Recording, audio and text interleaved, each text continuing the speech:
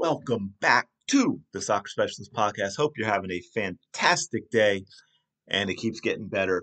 Today, I want to talk a little bit about your focus in terms of your passing.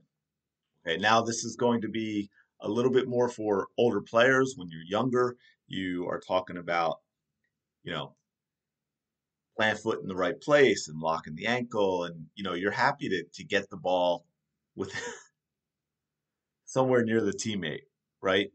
But as you get older, and I started thinking about this really, I'm going to backtrack for a second. I was watching the England France women's Euro qualifier the other day or yesterday.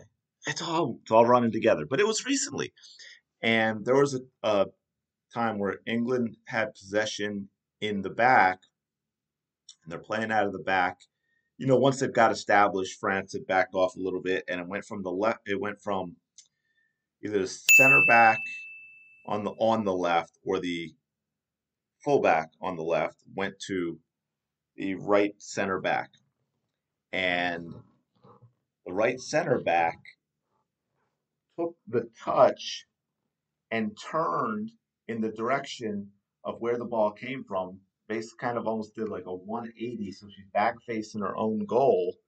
And then, without really getting set, kind of while still facing the keeper, plays a pass across her body to the outside back on the right. And it wasn't terrible, but I mean, it was a good 5 yards or more behind the fullback, and the fullback had to backtrack, 5, 6, 7 yards, get her foot on the ball, and now turn and taste and face the field of play.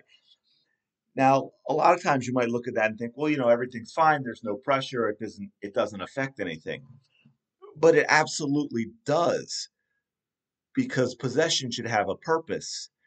And I think I don't know, but a part of that I think could also have been the way she did it is she didn't want to play with her left foot. Now the way that ball came to her, she's facing the opponent's goal. It should have been one touch with the right foot placed right in front so that she could play the inside of the left foot over to the outside back.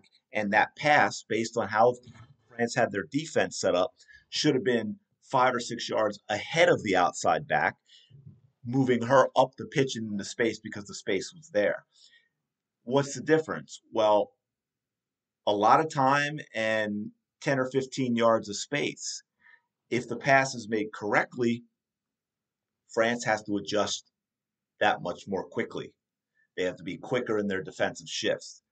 The more often you can make the team shift defensively and do so quickly, that's when mistakes get made. That's when you get gaps in the lines. That's when you get gaps between the lines, and that's when you can start creating and making things happen offensively. But by playing the ball the way she did and kind of lazily knocking it 5 or 6 yards behind her outside back, it's easy for France. They don't have to worry. They just kind of take their time shifting over, and they're in a good spot. And this just made me think I see a lot of this in youth soccer. We get so caught up in just having a pass be near a teammate that we don't start thinking about the next level aspect of it that's going to really, really elevate our game and your game and make you that much better of a player. I've talked in the past about the weight of the pass. Most passes to teammates' feet are too soft. They have to be hit with more pace. You see, that's been a complaint. I was just talking with someone about this from the women's national team game yesterday. It's always been an issue with them. They're too soft with their passes to the feet. It makes it easier for the other defenses as these teams have all been getting better and get more experience. They get better defensively. If we continue to hit these soft passes, it makes it very difficult to break down a defense. So passes to the feet have to be harder. That's one. And it seems like passes into space usually are hit too hard, which is another thing. But you have to understand that there's also, as you get older and you play a higher level of competition, things get more difficult. There are levels to what's considered an accurate pass. You have to weight it properly, but then it also becomes like I just said, England kept the ball, right? I mean, in that respect, there's Nothing wrong with the pass. It's going to go down in their stats as a completed pass, but ultimately it wasn't really a good pass. And the more you do that, the less effective you're going to be as a team. And it gets to the point where you have to start paying attention to and understanding that it's not only a pass close enough to a teammate at the right weight that they don't have to move 3 or 4 yards either way to get it. It starts becoming, are you playing it not just to their feet, but to the correct foot? Many, many times, the difference between a good play going forward and a turnover is you need to hit a pass to their left foot and you hit it to their right foot based on where the defending player is that's near them. Okay, does that make sense? Especially, with a player who has a defender on their back, the defender's playing them a little bit to one side or the other. You have to play to the correct foot.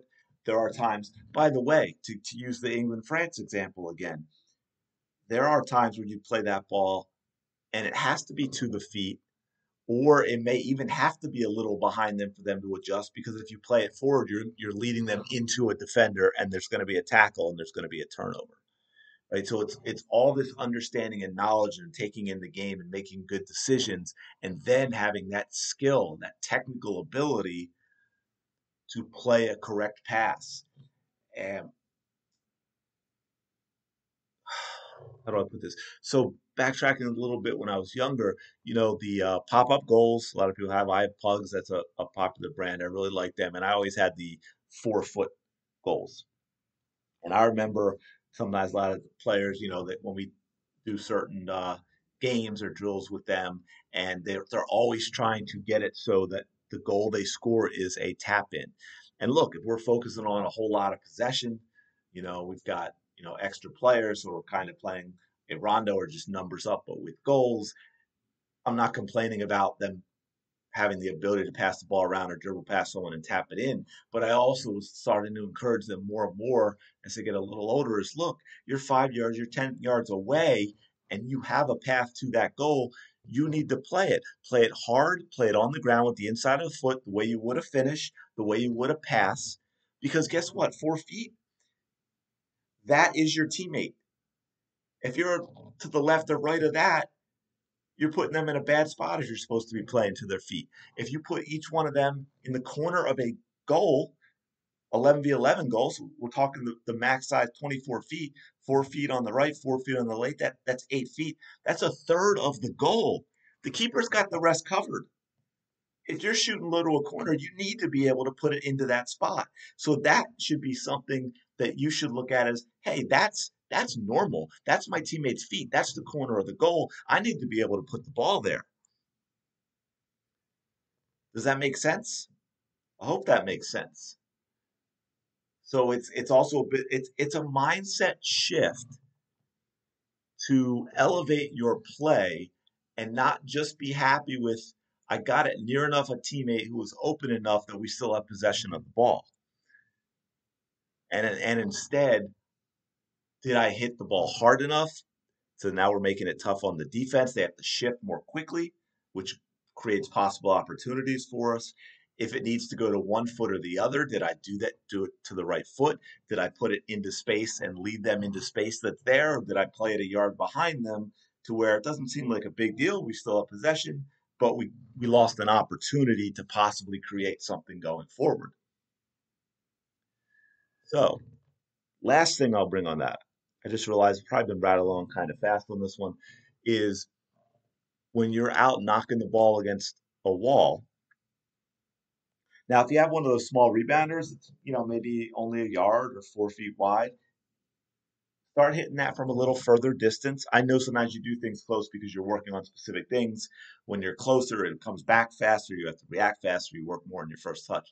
But if the emphasis more is on the weight of your pass and the accuracy, you can move back from it and also start cranking out some harder passes. But if you're in an actual wall, depending on what you're doing, if you're working hard on your passing, whether it's 2 socks, 2 sneakers, some leaves, cones, whatever it is, against the wall, to give yourself a target, right? Don't be just happy with knocking it against the. Now, sometimes I get it. It's funny, you just go out and knock it against the wall and you're getting touches, and that's great. But when you got some focused training going on, think about picking a spot on the wall, 3 feet wide, maybe 4 feet wide, and work on getting your passes into that space because that's your teammate. That's the corner of the goal. That's your teammate's feet.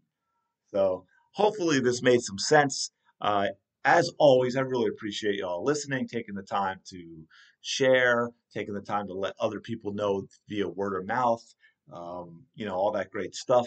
If you do not have Impact Soccer Performance, I really don't know what you're doing with yourself. You gotta sit down and think long and hard about your life. But serious, if you're not, if you want to improve your overall athleticism, your speed, agility, quickness, explosiveness, so you're winning more 50-50 falls, you're beating defenders off the dribble, you're as a defender, you're chasing down offensive players better and more often, or you're getting to through balls before them. All that important stuff. Go check out impactsoccerperformance.com. You will not be disappointed. Once again, I really appreciate everyone listening, and I will talk to you later.